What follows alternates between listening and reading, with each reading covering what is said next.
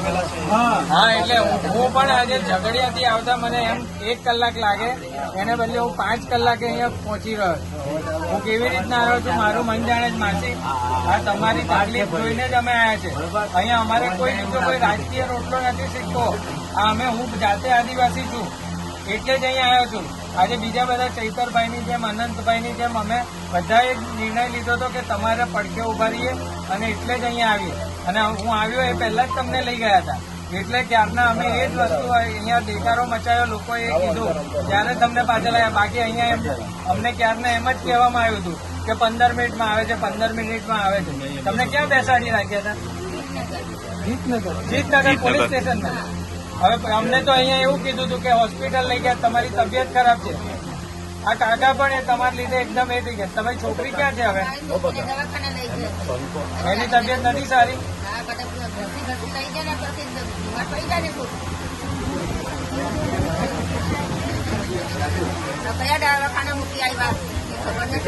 કાલે તમને જબરજસ્તી વિડીયો બનાવડાયા હતા.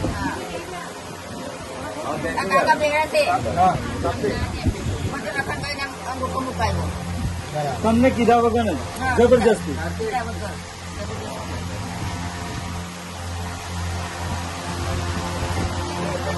એટલે આ તમે જુઓ, આવી રીતના પરિસ્થિતિ છે. આ ગુજરાતની જનતાએ સમજવાનું છે કે આટલા દિવસથી તમને એમ થતું હશે કે અહીં ગાડી કેમ આટલો દેકારો મચાવી દે, કેમ આટલો હોબાળો મચાવી રહ્યા છે કેવડિયાના લોકો. તો આ કારણ છે. આ પરિવાર પાસે જે પૈસા નતા ફોટોની ફ્રેમ માટેના, અને આવી રીતના આટલી તાનાશાહી એમનો અવાજ દબાવવાનો પ્રયાસ કરવામાં આવી રહ્યો છે. આ કેટલા અમે અહીંયા ગાડી દેકારો મચાવ્યો, કેટલો હલ્લો મચાવ્યો, ત્યારે આ માસીને આપણે પોલીસ સ્ટેશનથી અહીંયા મોકલવામાં આવ્યા છે. આ પરિસ્થિતિ જાતે હાથે કરીને પોલીસ પ્રશાસન વણસાઈ જાય એવી પરિસ્થિતિ જાતે ઊભી કરી રહી છે.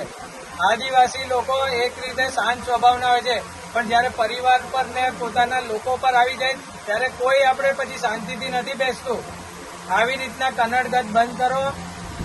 આદિવાસીઓને એમની પરિસ્થિતિ પર છોડ દો. અમે અમારી રીતે, અમારી જરૂરિયાતો બહુ ઓછી હોય છે. અમે ખુશ છીએ અમારી રીતે. અહીંયા બધા તાઇફાઓ કરવાના ચક્કરમાં લોકોની જમીન લઈ લીધી છે તમે, અને લોકોને અહીંયા રોજગારી કરવા જાય છે તો માર મારીને એમને મોત પહોંચાડી દે છે. એટલે અહીંથી હું આ માધ્યમથી કહેવા માંગુ છું કે આપણા સમાજના લોકોને પણ એ કહીશ કે બધા એક થાવ, સંગઠિત થાવ, શિક્ષિત થાવ, પોતાના અધિકારને હકની લડાઈ લડવાની છે. અને આવી રીતના જયારે પણ કઈ આપણા પરિવારના લોકોને, આપણા સમાજના લોકોને તકલીફ થાય તો સૌએ અહીંયા ભેગા થઈને આવવાનું છે અને લડાઈ લડવાની છે. જય આદિવાસી, જય જોહાર. જય આદિવાસી, જય આદિવાસી.